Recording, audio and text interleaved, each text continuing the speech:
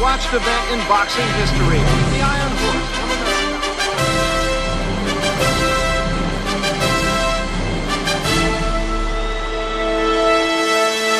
Hi guys, welcome back to Cool Movie Ratings, and today we're doing a review for Rocky V. So we're continuing the Rocky review series with the fifth one, and this is the infamously hated Rocky movie, and I didn't really remember watching this movie at all because I never rewatched this movie, and I watched it for the first time like 4 years ago, and so I barely remembered anything. I just remember thinking it was really boring, and I barely remembered any of rewatching the Rockies except really the second and fourth one. But when I watched the fifth one, I was pleasantly surprised. I really think this film is overhated because it's not that bad. I think it works really well with the first movie. It feels a lot like the first one where not much happens, honestly. That's why I kind of prefer the second movie to the first Rocky, but I really enjoy Rocky 1. It's still, I think I put it like 35th best movie of all time for me. And that kind of makes sense in my opinion because you got John G. Avildsen, one of the most underrated directors of all time, who directed the first Rocky, and he directed The Karate Kid and those sequels, and he comes back to the fifth one to direct, and I feel like it's a lot more like the fifth movie, and I honestly really enjoyed it because I think that Sage Stallone, may he rest in peace, gives like a pretty great performance, and I completely forgot about Rocky's son in this movie, that he was like a big part of this movie. And I might be one of the best parts of this movie to me because I think Sage does such a good job at playing Rocky's son. So props to him. It's really sad. I think we lost him a few years ago. It might have been like a decade ago, but he was definitely great in this movie, and I think that it works great that him and Sylvester Stallone are actually father and son. It works a lot better for the chemistry. But I think that this movie improves Adrian a lot. We've been kind of missing Adrian, honestly, since Rocky 2, like her being in the main light, and she's back in this. I think she's amazing because she's basically one of the only people who wants to save Rocky from basically getting killed because of the beginning of this movie. We learn that he has brain damage, and I kind of forgot about that, not gonna lie. And then I was like, oh yeah, I forgot about that. And I kind of forgot about it, and that makes sense because obviously I remember that there was no fight at the end of this movie. And honestly, the fight at the end of this movie, I remember it being a lot shorter, but it goes on for a little bit long, and I thought it was okay. It's nowhere near the boxing fights, obviously. Tommy Gunn, the one major issue is Tommy Gunn is one of the most annoying villains of all time to me, because he's not actually annoying, but him and Rocky are like best friends. It's like how he was with Apollo, and they trained together, and then Tommy just completely ditches Rocky and then starts to trash him. I think that's kind of unrealistic, and I kind of wish Tommy would have still been in the movie. I just wish that in the end he would have still been with Rocky, and then we could have in the sequel see them work together. I think that would have been great. And another character in this movie that I completely forgot about is I think his name's George Washington Jr. or something. I kind of forget his name, but I remember it being like George Washington or something.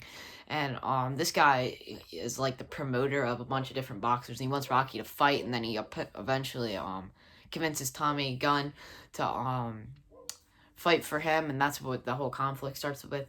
I just thought that guy was it was weird because I completely forgot about him. And yeah, but I kind of like that Rocky's son, he's supposed to be like a smart kid, and like even in Rocky 2, Adrian and Rocky are like, this kid's gonna be more like you, Adrian, because he's not gonna be a fighter like me. And so they kind of start the movie with that, like him talking about honor roll and stuff, and then you can slowly see him take on like his dad's, not really persona, but like he kind of like transforms into a little bit like his dad, because they they don't have much money anymore, so they have to move back into their old neighborhood. And Rocky puts back on his old clothes, and you instantly feel like it's the first movie again. And I thought that was really cool. I completely forgot about this part. And I'm not going to say I completely forgot about it anymore, because basically I forgot about everything except I remember Tommy Gunn, and I remembered there was no actual boxing fight at the end.